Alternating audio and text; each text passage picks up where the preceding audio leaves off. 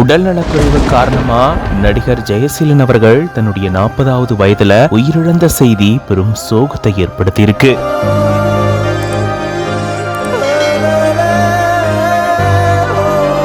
உடல்நலம் பாதிக்கப்பட்டு சிகிச்சை எடுத்துட்டு வந்தவர் சிகிச்சை பலனில்லாம சென்னையில உயிரிழந்ததா தெரிவிக்கப்பட்டிருக்கு.